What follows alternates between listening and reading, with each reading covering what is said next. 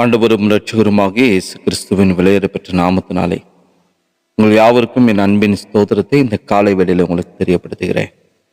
எபேசியருக்கு எழுதின நிருபம் 4ஆம் அதிகாரம் 30வது வசனம். அன்றியும் நீங்கள் மீட்கப்படும் நாளுக்கென்று முத்திரையாக பெற்ற தேவனுடைய பரிசுத்தாவியை துக்கப்படுத்தாதிருங்கள் என்று சொல்லிப்பார். கிறிஸ்துவுக்குள் அன்பான தேவனுடைய பிள்ளைகளை, இந்த வார்த்தையை வாசித்த பொழுது ஒருவேளை கேட்டுக்கொண்டிருக்கிற உங்களுடைய வாழ்க்கையில ஒரு கேள்வி எழுப்பலாம். பரிசுத்த ஆவியானவரை நம்மால் துக்கப்படுத்த முடியுமா?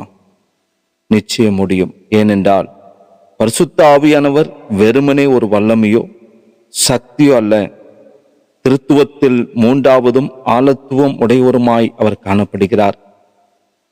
ஆண்டவராக இயேசு கிறிஸ்து தம்முடைய வேலை வந்ததை அறிந்தவராக சீசர்களை பார்த்து அவர் சொல்லுகிறார், நான் உங்களை திக்கற்றவர்களாக விடேன் என்று சொல்லி தான் போன பிற்பாடு என்றும் கூடவே இருக்கும்படிக்கு சத்திய ஆவியாகிய வேறொரு தேற்றளவாளனை இதா தந்தருவார் என்று சொல்லி வாக்கு கொடுக்கிறார். இந்த பரிசுத்த ஆவியானவரை எல்லாவற்றையும் போதித்து நினைப்பூட்டி சத்திய வழியிலே நம்மை நடத்துகிறவராய் காணப்படுகிறார். இந்த ஆவியானவர் தான் நம்முடைய பாவத்தை நமக்கு உணர்த்தி காண்பித்து இரட்சகரை சுட்டி காண்பித்து இரட்சிப்புக்கு நேராக நடத்துகிறவர்.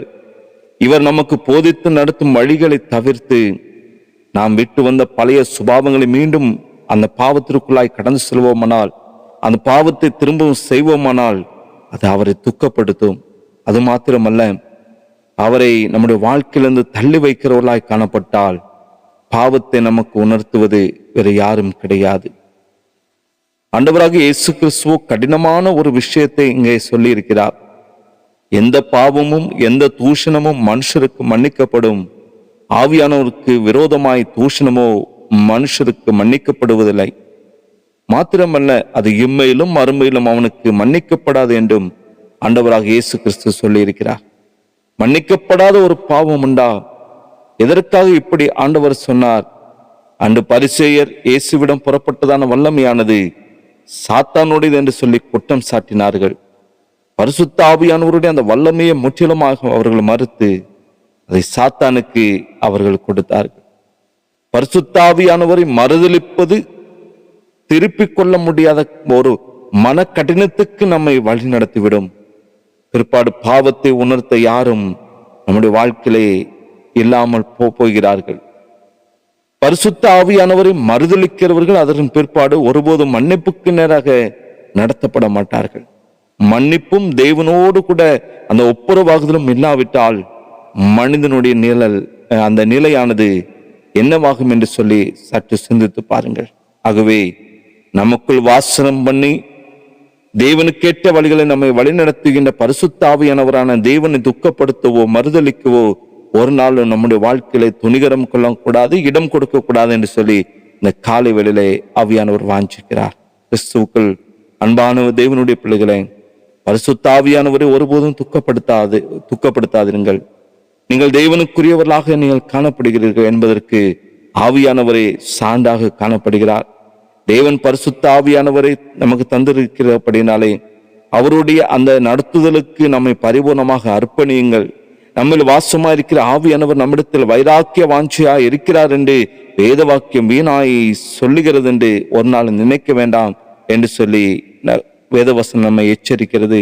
எனவே அவர் நம்முடைய வாழ்க்கையில இருக்கிறார் என்பதற்கு ஒவ்வொரு நாட்களும் அவருக்கு பிரியமாக அவருடைய சித்தம் செய்கிறவர்களாக நாம் காணப்பட வேண்டும் என்று சொல்லி ஆவியானவர் வாஞ்சிக்கிறார். நாம் அவருடைய பிள்ளைகளானால் நிச்சயம் அவருடைய அந்த கிரியைகள் நம்மளுடைய வாழ்க்கையில் வெளிப்பட வேண்டும். பரிசுத்த ஆவியானவர் நம்ம ஒரு மனிதனோடு கூட இருக்கிறார் என்று சொன்னால் அந்த கிரியைகளை வெளிப்படுத்தி காண்பிக்க வேண்டும். தேவனுடைய இந்த தெய்வீக சுபாவங்கள், அவரிடத்தில் காணப்பட்ட குணங்கள் நம்முடைய வாழ்க்கையில உண்டாக வேண்டும் என்று சொல்லி பரிசுத்த ஆவியானவர் வாஞ்சிக்கிறார். அநேக நேரங்களில் நாம் வழிமாறி போகும் பொழுது ஆவியானவருடைய சத்தத்துக்கு செவி சாய்க்காமல் அநேகர் பாவத்திற்கு இடம் கொடுக்கிறார்கள், தேவையில்லாத வழிகளை கடந்து செல்கிறார்கள். இதெல்லாம் தவிர்த்து விட்டு ஆவியானவருடைய அந்த வழி நடத்துதலுக்கு நம்மை முற்றிலுமாக நம்மை அர்ப்பணிப்போம். அப்போஸ்தலனாகிய பவுல் சொல்வது போல, அன்றியோ நீங்கள் மீட்கப்படும் நாளுக்கென்று முத்திரையாக பெற்ற தேவனுடைய பரிசுத்த ஆவியை துக்கப்படுத்தாதுங்க என்று சொல்லி இந்த ஆவியானவருடைய அந்த வழிநடத்துதலுக்குள்ளாக, அவருடைய இந்த அபிஷேகத்துக்குள்ளாக நம்மை பரிபூர்ணமாய் ஒப்பு கொடுப்போம். நிச்சயம் அவர் வழிநடத்துவார். அவருடைய சித்தம் செய்வோம். தெய்வ கரம் யாவரோடும் கொண்டிருப்பதாக. ஆமீன். ஜெபிக்கலாம். நேசிக்கிற அன்பின் நல்ல பிதாவே, தகப்பனை ஆசீர்வதிக்கப்பட்ட இந்த காலை வேளைக்காய் ஸ்தோத்திரிக்கிறப்பா. நாங்கள் எந்த சூழ்நிலையில் ஆண்டவரே எங்களுக்குள்ளாக வாசம் பண்ணி இருக்கிற அந்த பரிசுத்த ஆவியானவரை நாங்கள் துக்கப்படுத்தாதிருக்க ஒவ்வொரு நாளும் அப்பா உடைய கிருபைகளை நீர் தருவீராக. பெற்றுக்கொண்ட அபிஷேகத்தை பாதுகாத்து கொண்டு உமக்கண்டு வாழ, உமக்கண்டு ஜெபிக்க அவருக்கு கிருபை கொடுத்து வழி நடத்துங்க. இயேசுவின் நாமத்தை ஜெபிக்க நல்ல பிதாவே. ஆமேன். ஆமேன்.